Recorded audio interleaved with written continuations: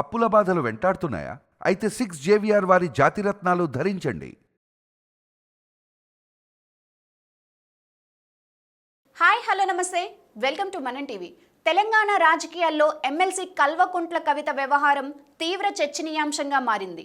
కేసీఆర్కు లేఖలు రాయడం, బీఆర్ఎస్ పార్టీ నాయకులను టార్గెట్ చేసి సంచలన వ్యాఖ్యలు చేయడం చూస్తుంటే ఆమె బీఆర్ఎస్ పార్టీ నుంచి బయటికి వస్తారనే చర్చ జోరుగా సాగింది.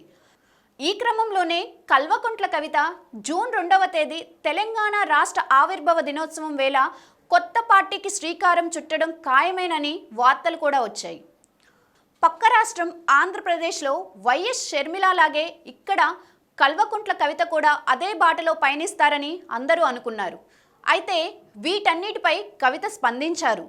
ఈ ఊహాగానాల్లో ఎటువంటి నిజం లేదని స్పష్టం చేశారు.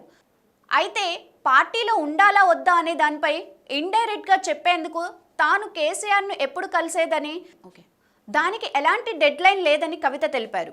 తాను కొత్త పార్టీ పెట్టాల్సిన అవసరం లేదని, ఉన్న పార్టీని కేసీఆర్ కాపాడుకుంటే చాలని సూచించారు. దీంతో కవిత కేసీఆర్ను కలిస్తే తన పదవి గురించి మాట్లాడే అవకాశం కనిపిస్తుంది. మరి దానిపై కేటీఆర్ ఎలా స్పందిస్తాడో చూడాలి.